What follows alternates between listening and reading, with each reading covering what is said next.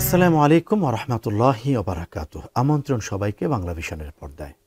আপনাদের প্রিয় অনুষ্ঠান উত্তরা ব্যাংক পিএলসি ইসলামী ব্যবসা বাণিজ্য powered by Bikrampur steel limited.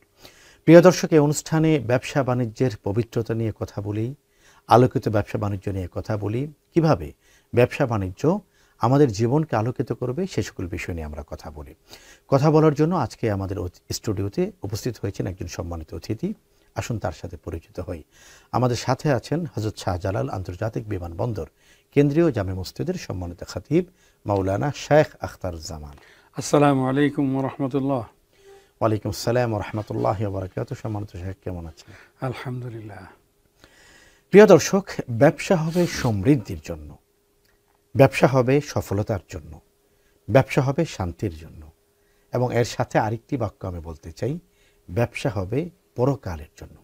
কিভাবে আমরা পরকালের জন্য ব্যবসা করতে পারি এটি নিয়ে কথা বলবো আজকের অতিথির সাথে। শেখ আখতারুজ্জামান, আমাদের ব্যবসাটা জাগতিক হয়, দুনিয়ার জন্য হয়, অথচ মুমিনের জীবন দুনিয়াতেই শেষ নয়, তার মূল জীবন হলো আল হায়াতু বাদাল মাউত। তো কিভাবে আমাদের ব্যবসাটা পরকালের জন্য হবে এটি যদি আপনি একটু বলেন। আলহামদুলিল্লাহ ওয়াসসালাতু ওয়াসসালামু আলা রাসূলিল্লাহ ওয়া বা'দ। আমরা যদি রাসূলুল্লাহ সাল্লাল্লাহু আলাইহি ওয়াসাল্লামের ওই হাদিসের দিকে দৃষ্টি দিই, তাহলে তো আমরা আসলে স্পষ্টভাবে বুঝতে পারি যে ব্যবসা পরকালের জন্য হওয়া বাঞ্ছনীয়। কেন রাসূলুল্লাহ সাল্লাল্লাহু আলাইহি ওয়াসাল্লামের হাদিসের ভিতরে বলা হচ্ছেন, প্রকৃত সত্যবাদী ব্যবসায়ী, আমানতদার ব্যবসায়ী, পরকালে তাদের হাসর হবে। সুবহানাল্লাহ। কাদের সাথে? মা সিদ্দিকিন ওয়ান নাবিয়্যিন, মা নাবিয়্যিন ওয়া সিদ্দিকিন, নবীদের সাথে, সত্যবাদীদের সাথে, ওয়া শুহাদা, এবং শহীদদের সাথে। তাহলে তো দেখা যাচ্ছে যে রাসূলুল্লাহ সাল্লাল্লাহু আলাইহি ওয়াসাল্লাম এখানে পরকালীন উদ্দেশ্য অত্যন্ত স্পষ্ট ভাষায় উল্লেখ করেছেন এই হাদিসের ভিতরে। তাহলে সেই পরকালীন উদ্দেশ্য যদি মাথায় রেখে আমরা ব্যবসা পরিচালনা করি, তাহলে অবশ্যই দুনিয়াতেও আমরা যেমন সমৃদ্ধির জন্য করি, লাভের জন্য করি, এবং সুন্দর জীবনযাপনের জন্য করি, সেটাও সম্ভব হবে। সাথে সাথে আমরা পরকালের যে উদ্দেশ্য রাসূলুল্লাহ সাল্লাল্লাহু আলাইহি ওয়াসাল্লাম হাদিসের মাধ্যমে আমাদেরকে জানিয়ে দিয়েছেন, সেটাও পাওয়া সম্ভব হবে। আমাদের চারজন ইমামের ভিতরে ইমাম আজম রহমতুল্লাহ আলাইহি, তার সম্পর্কে আমরা ভালো করে জানি, অনেকেই জানি। তার জীবনী সম্পর্কে যার সামান্য ধারণা আছে, তিনি জানেন যে তিনি একজন ব্যবসায়ী ছিলেন, এবং ছোটোখাটো ব্যবসায়ী ছিলেন না, অনেক বড় ব্যবসায়ী ছিলেন। ইমাম আজম আবু হানিফা রহমতুল্লাহ আলাইহি ব্যবসায়ের লভ্যাংশ প্রতি বছর, যেটা ওনার ব্যবসা থেকে লভ্যাংশ আসতো, এই লভ্যাংশ আসার পরে কি করতেন? উনি ব্যবসায়ের লভ্যাংশের মোটা একটি অংশ, বড় একটি অংশ, সিংহভাগ অংশ তখনকার সময়ের যারা ফিকহাবিদ ছিলেন, মুহাদ্দিসিন ছিলেন, মাদ্রাসার ছাত্র ছিলেন, যারা এলেম পিপাসিত ছিলেন, এলেম পিপাসার জন্য যারা সবসময় সময় ব্যয় করতেন, উনি তার ব্যবসায়ের লভ্য অংশের, এখানে জাকাত সাদকা নয়। আমরা তো অনেক ক্ষেত্রে ব্যবসায়ীদের কাছে জাকাত আনতে যাই, বরং যে ব্যবসায়ীদের তো উচিত ছিল লোকদেরকে জাকাত পৌঁছে দেওয়া, যে জাকাতের খরচের জায়গা যেখানে সেখানে জাকাত পৌঁছে দেওয়া। কিন্তু হয়তো আমাদের প্রয়োজনের তাগিদে আমাদের সমাজের অবস্থা এমন যে অনেকেই যান, তাদের কাছে গেলে অনেকে বিরক্তি বোধ করেন। কিন্তু ইমাম আবু হানিফা রহমতুল্লাহ আলাইহি এই দ্বীনি তবকাকে, অর্থাৎ যারা দ্বীনি এলেমের সাথে যারা সংশ্লিষ্ট, তাদের জন্য লভ্যাংশের একটা অংশ দিয়ে শুধু টাকা দিতেন না, তাদের খরচপত্রের জন্য খাওয়া দাওয়া, তাদের পোশাক আদি, এবং তাদের কিতাবপত্র, এবং তাদের এই জাতীয় যত খরচ আছে এগুলোর জন্য যা আছে ক্রয় করে দিতেন। ক্রয় করে দিয়ে আবার হাতে টাকা দিয়ে দিতেন 1 বছরের জন্য ছাত্রদেরকে লভ্যাংশ থেকে।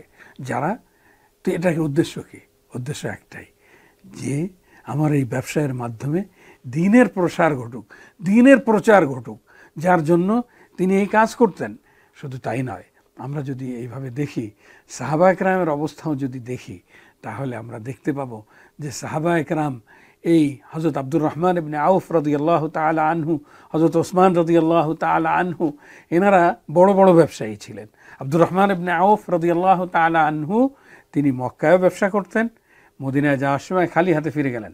ব্যবসায় হিজরত করে যাওয়ার সময় ব্যবসার কোনো জিনিস ওনাকে নিতে দেওয়া হলো না, কিন্তু তিনি সেখানে যাওয়ার পরেও যেহেতু ভালো ব্যবসায়ী ছিলেন, যার জন্য তার ব্যবসা সেখানে যেও সামান্য থেকে শুরু করেও আস্তে আস্তে অনেক বরকত হলো, অনেক বড় আমরা ব্যবসায়ী যেটা হলো। আপনি বলছিলেন যে আমরা একটা বিষয় দেখি যে এখানে তিনি যখন গেলেন তখন তাকে সহযোগিতা করতে চেষ্টা করা হলো, তো তিনি বললেন আমাকে সহযোগিতার প্রয়োজন নেই, বাজারটা কোন দিকে সেটাই দেখেন। সুবহানাল্লাহ। আমি ফিরে আসবো আপনার আলোচনায় ছোট একটি বিরতি পেরিয়ে।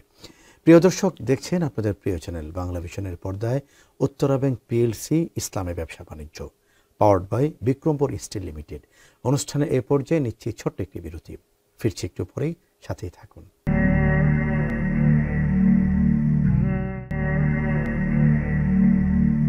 দর্শক, বিরতির পরে আবার আমন্ত্রণ। দেখছেন উত্তরা ব্যাংক পিএলসি ইসলামে ব্যবসা বাণিজ্য, powered by Bikrampur steel limited. আলোচনা করছি আমাদের আজকের অতিথি শেখ আখতারুজ্জামানের সাথে। মোহতারাম, আপনি বলছিলেন যে আল্লাহ রাসূলের সাহাবী হযরত আব্দুর রহমান ইবনে আউফ রাদিয়াল্লাহু তাআলা, যিনি সাহাবী যত বড়, ব্যবসায়ীও তত বড়। তিনি মদিনায় গিয়েছেন, বিখ্যাত ব্যবসায়ী, খালি হাতে গিয়েছেন, সব কিছু ইসলামের জন্য ত্যাগ করে হিজরত করে মদিনায় গেলেন। চমৎকার বলছেন আপনি। তো মদিনায় যাওয়ার পরে সবাই তাকে, যেহেতু রাসূলুল্লাহ সাল্লাল্লাহু আলাইহি ওয়াসাল্লাম সাহাবা একরামকে, যারা মুহাজির এবং আনসার, পরস্পরে ভাই ভাই করে দিলেন, একজন আর একজনকে সহযোগিতা করবেন, যার আছে সে যার নাই তাকে দিবেন। বিশেষ করে আনসারি সাহাবি, মুহাজির সাহাবিদেরকে এইভাবে সহযোগিতা।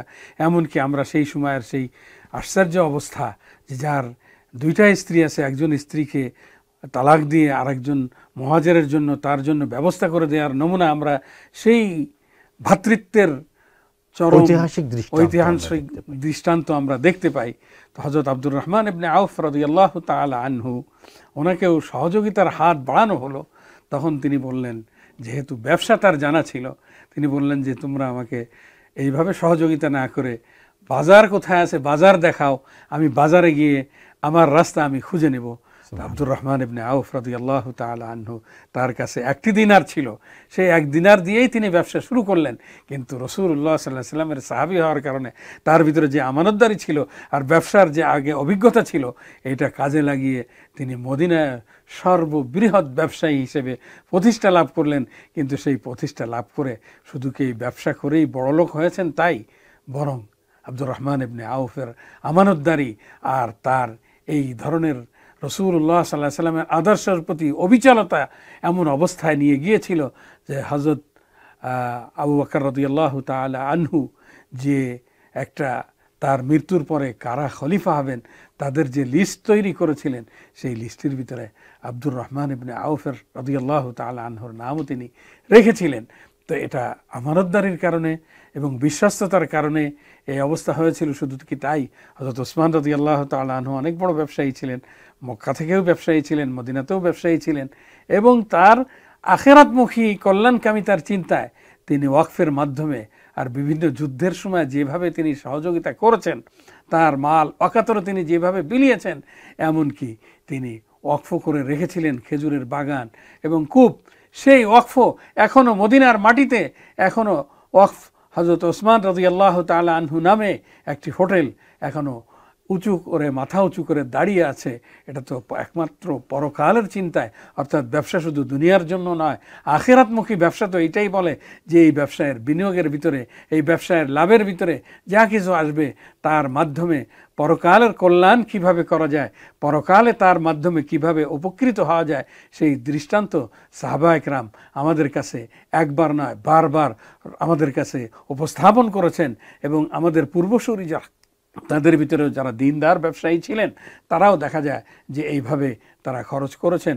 এই জন্য বলবো যে আমাদের দেশেও যারা ব্যবসা বাণিজ্যে আছেন, তারা অবশ্যই যারা দিনের সাথে সংশ্লিষ্ট, তাদের জন্য যদি আপনারা আপনাদের ব্যবসায়িক মুনাফা থেকে সামান্য কিছু হলেও ব্যয় করার জন্য সংকল্প করেন, তাহলে এর মাধ্যমে হবে কি, আপনারা যেমন দান করার সওয়াব পাবেন, সাথে সাথে এর মাধ্যমে দ্বীনের প্রসারে, ধর্ম প্রচারের প্রসারে, ইসলাম ধর্মকে সামনে প্রচার প্রসারের ক্ষেত্রে যে সমস্ত প্রতিষ্ঠান অবদান রাখছে, সেখানে যদি আপনারা এই ক্ষেত্রে অনেকে বিনিয়োগ করছেন, বিনিয়োগ করার কারণেই আমরা দেখতে পাচ্ছি বিভিন্ন প্রতিষ্ঠান তারা সেইভাবে কাজ করছে এবং তাদের কাজের ভিতরে অনেকের নাম প্রচার না করেও দেখা যাচ্ছে যে অনেক লক্ষ লক্ষ টাকার সেখানে তারা খরচ করছেন, অবশ্যই এই ধরনের ব্যবসায়িক শ্রেণী তারা অবশ্যই সেইভাবে ব্যয় করছেন এবং সেই ব্যয়ের মাধ্যমে আমরা এই ব্যয়টাকে সামাজিক নিরাপত্তার কাজে আরো বেশি বেশি তৌফিক দান করেন।